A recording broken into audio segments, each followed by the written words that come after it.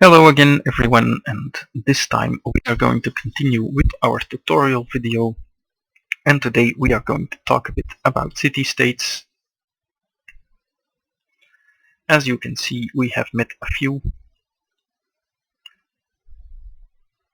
and you will notice that each of them is their own little empire with their own little luxury, their own little capital. If you click on the city-state, you will get an overview. You can do quests. These quests typically yield about 40 or more influence. So Antananarivo wants us to clear a barbarian camp, and they want us to build the Temple of Artemis. Yervin wants us to destroy a barbarian camp, and you can see an overview of what they want right here. So that's pretty interesting on its own. Now, there are a few states at which they can be neutral, means they give you nothing.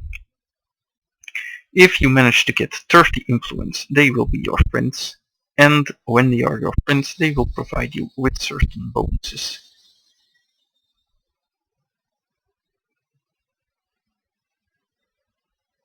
You can see them when you hover over here, if you get any.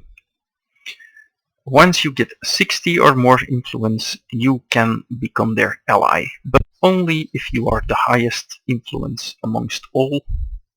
So it's not enough to just have 60, you must be the highest and above 60.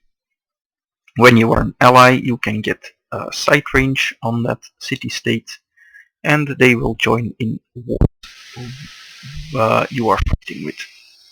This, of course, also can happen with your opponents. So if Attila became allies with Antananarivo and he would declare war on me, then the city-state would also declare war on me.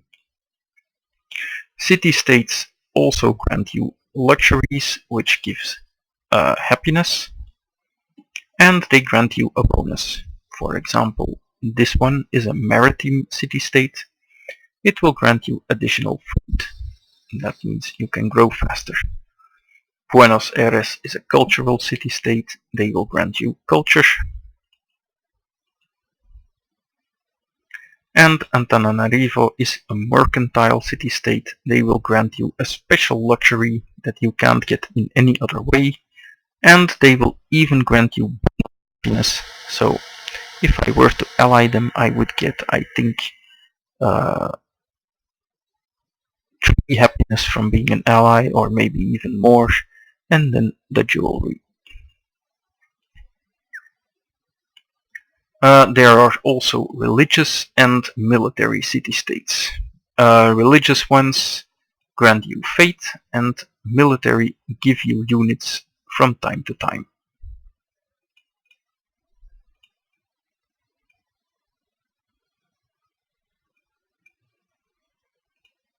In the meanwhile, I'm going to repair what the barbarians damaged. And there is a much other role that the city-states play, namely that of granting you votes in the World Congress. Which means if you are going for a diplomatic game, you will need to ally as many as possible. And if you just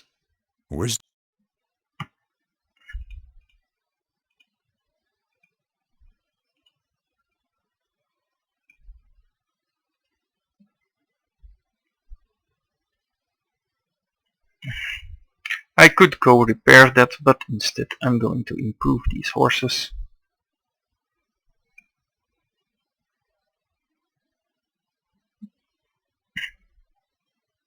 And we have grown yet again. The tile progress is getting a bit out of hand, so I need to urgently get working on it. But for now we are on maximum production, so that's at least something good.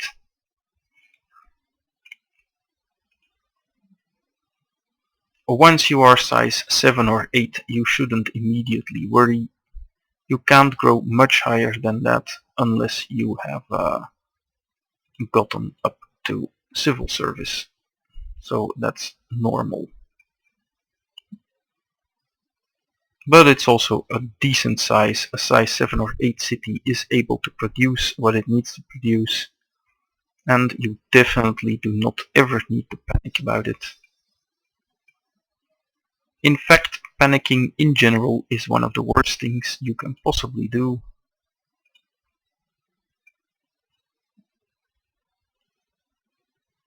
And there is a barbarian, so what I'm gonna do is move my workers up and start on a farm. You can move one tile and then work one, so that way you don't lose a turn, and I will come back later to fix it up if that is needed, but for now I don't think so. So since the barbarian moved over there instead of over here, I can just move back and work on the horses again.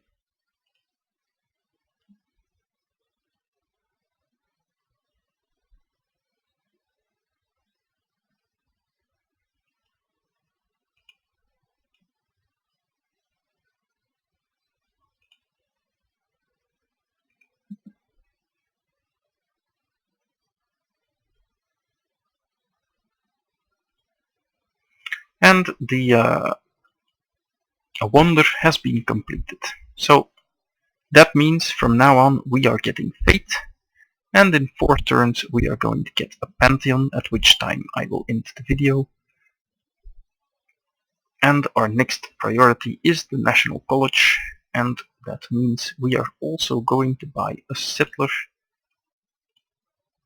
And as soon as the National College is done, we are going to settle a second city somewhere. And I think there isn't really any place that I would prefer here, so we are probably just gonna go over here somewhere, or maybe we are going to go up here. We will see that soon enough. We have some turns to decide. I assume that the Germans will be killing off that camp.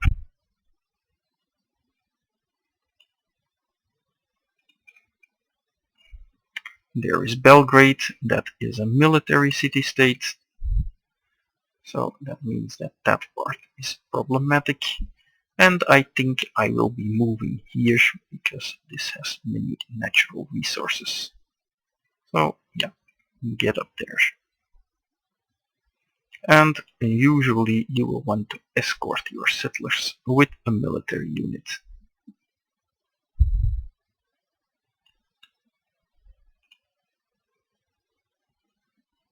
Now I actually want to meet this city-state quickly.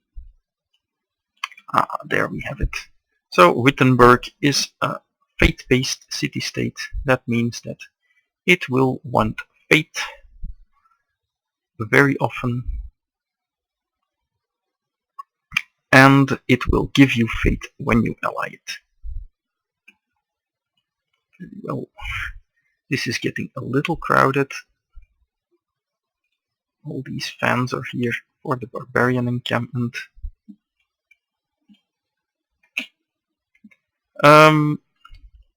You can get extra influence with city-states in a few other ways. Namely, you can give them money. 1,000 gold will almost always secure an alliance. You can also give them units, but this is reasonably inefficient, so I would not recommend doing it early. Unless you want them to fight a war with you, then it's okay. And if they have a resource that you want them to access, you can pay them to do that. For example, if they had not improved this silver and you wanted the silver, you could pay them 200 gold and then instantly the silver would be improved. That's also a very nice thing you can abuse. So that's it for all the city-states, I think. So mercantile, cultural,